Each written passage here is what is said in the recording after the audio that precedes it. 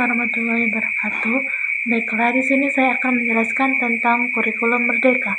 A. Pengertian kurikulum merdeka.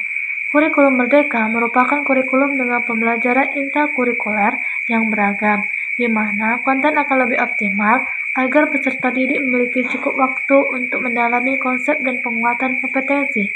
Dalam proses pembelajaran, guru memiliki keluasan untuk memilih berbagai perangkat pembelajaran, sehingga pembelajaran dapat disesuaikan dengan kebutuhan belajar dan minat peserta didik. B. Prinsip-prinsip kurikulum merdeka. Yang pertama, pembelajaran dirancang dengan mempertimbangkan tahap perkembangan dan tingkat pencapaian peserta didik saat ini, sesuai dengan kebutuhan belajar, serta mencerminkan karakteristik dan perkembangan peserta didik yang beragam sehingga pembelajaran menjadi bermakna dan menyenangkan. Yang kedua, pembelajaran dirancang dan dilaksanakan untuk membangun kapasitas menjadi pembelajaran sepanjang hayat.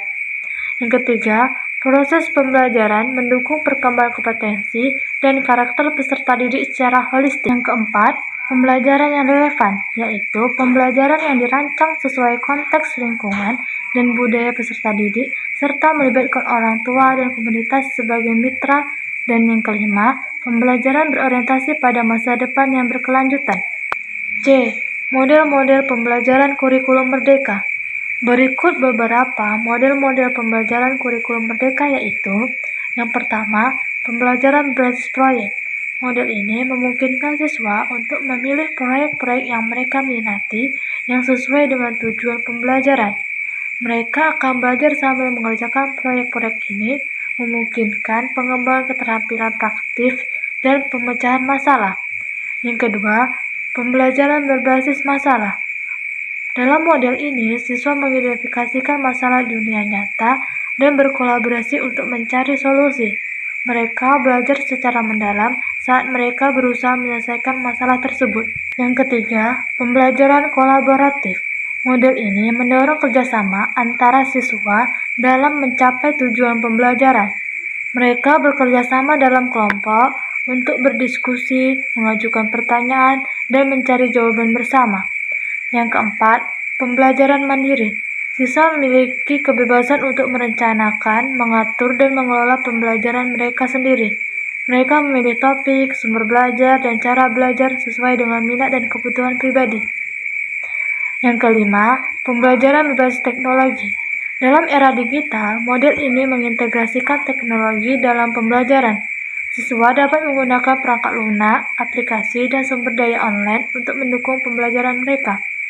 Yang keenam, pembelajaran berbasis simulasi. Dengan menggunakan simulasi atau permainan edukatif, siswa dapat merasakan pengalaman nyata dan belajar dari hasil tindakan mereka sendiri. Ini membantu dalam pemahaman konsep yang abstrak. Yang ketujuh, pembelajaran inklusif. Model ini mengakomodasikan perbedaan individu dan kebutuhan khusus siswa. Ini termasuk pembelajaran yang disesuaikan, dukungan tambahan, dan penilaian beragam. Yang ke-8, pembelajaran berbasis kompetensi. Siswa berkembang dalam potensi yang spesifik dan maju ke tingkat berikutnya ketika mereka telah menguasai kompetensi tersebut. Ini memungkinkan tingkat kemajuan yang berbeda bagi setiap siswa. Yang ke-9, pembelajaran terpadu. Model ini mengintegrasikan mata pelajaran yang berbeda dalam pembelajaran. Siswa dapat melihat hubungan antara topik-topik yang berbeda dan pemahaman konteks dunia nyata. Yang ke-10, pembelajaran berbasis pengalaman.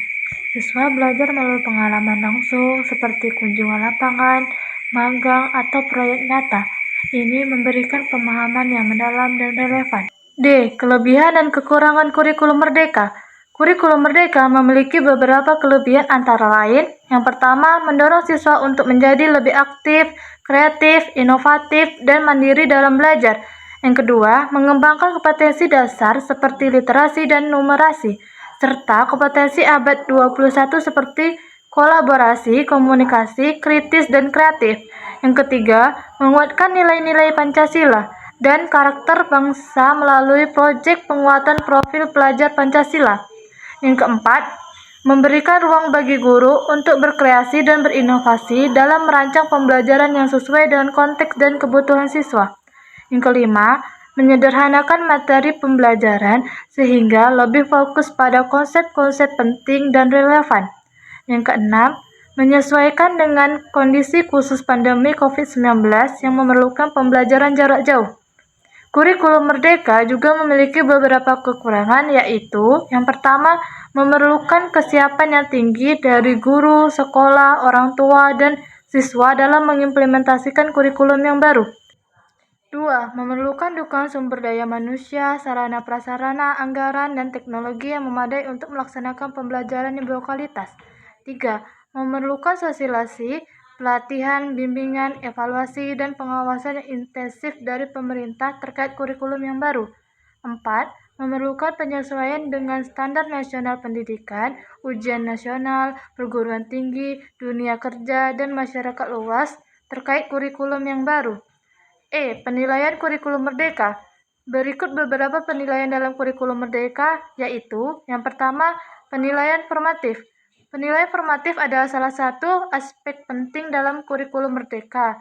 Dalam penilaian formatif, guru secara terus-menerus memantau kemajuan siswa selama proses pembelajaran. 2. Penilaian sumatif. Penilaian sumatif adalah bentuk penilaian yang biasanya dilakukan pada akhir suatu periode pembelajaran, seperti ujian semester atau akhir tahun.